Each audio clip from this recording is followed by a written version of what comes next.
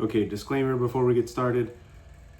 For some odd reason, several of the photos that I show in this video do not look at all like they look on my phone or on my laptop before I uploaded them to YouTube. I can't figure it out. I tried reprocessing the video. I tried changing the editing on those photos a little bit. I don't know. If anyone's got any pointers on that, please leave them below. During the video, I basically do screen record while I look at the photos. So I don't know if that had something to do with it, but I'll go ahead and just insert them in the video edit at the end of this video. Hopefully those ones look better. I don't know. Just keep that in mind when some of these photos look inevitably like either blown out or too dark. Some of them still look okay, but I don't get it. Anyways, here we go.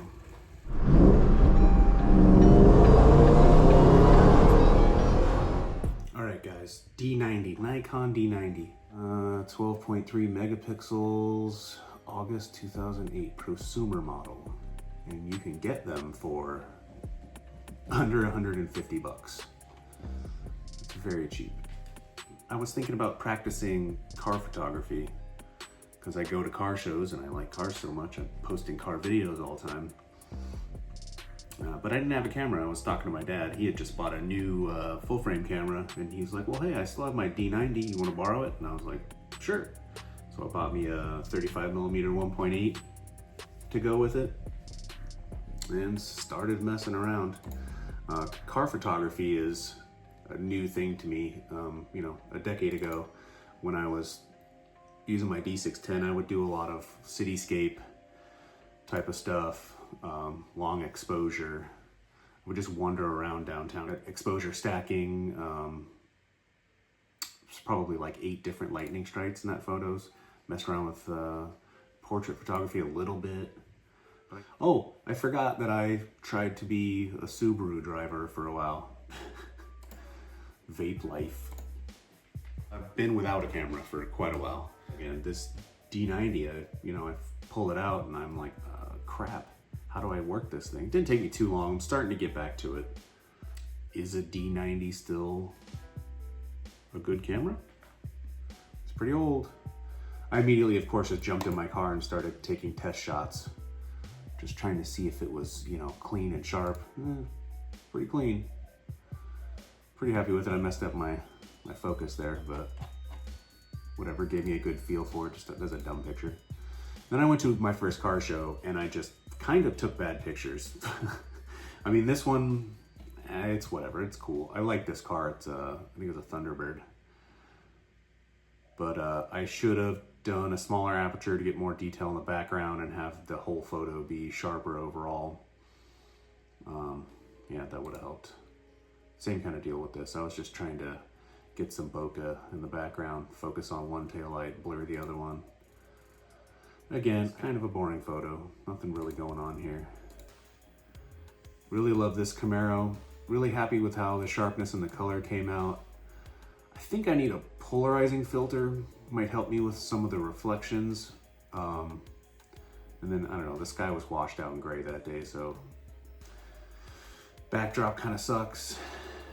I don't know what I could do there. Maybe it's just my composition I need to work on. This was a beast of a Supra. It looks pretty good. I'm pretty happy with it. I actually like this photo.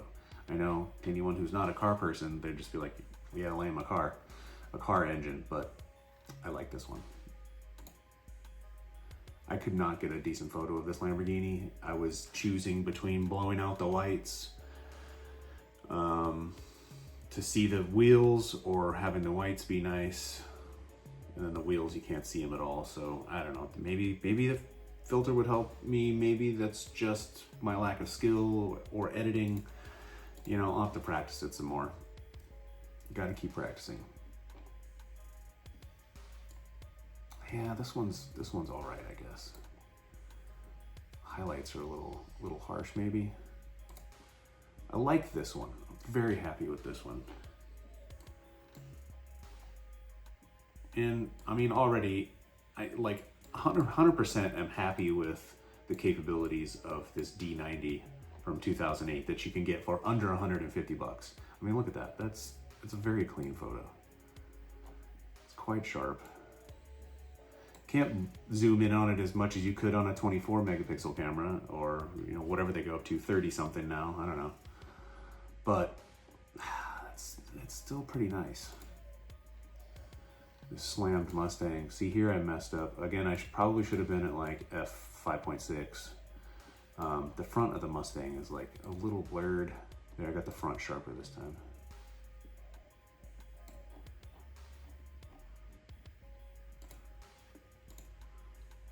This car, I really messed this photo up. This car is cool. I mean, you can see how blurry the nose of it is. Yeah, this photo, I couldn't edit it to where I was happy with how the colors looked, but, oh, look at these two. They were smiling for the photo and I didn't even realize it.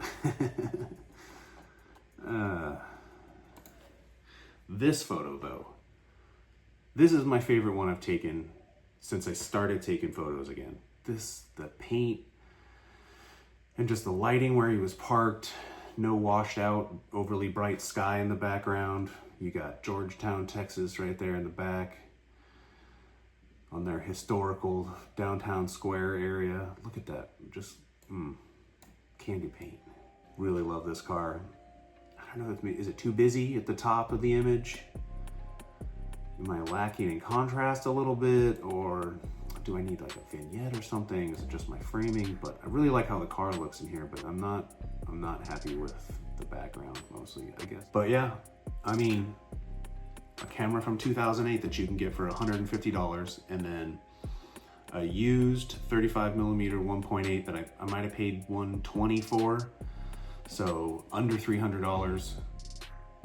Pretty dang good picture, I'm gonna say. I'm pretty stoked to be back into photography for such a small amount of money and be, and again, like, I was never great at photography. I was getting okay at it, and then I stopped practicing. I'm way out of practice. I don't know anything about car photography really, but I was able to get some images I'm pretty happy with just off the rip. So I'm excited to be practicing again and learning how to take car photos. So stay tuned, subscribe, head back over to my page, hit that subscribe button please, and we'll see you next time.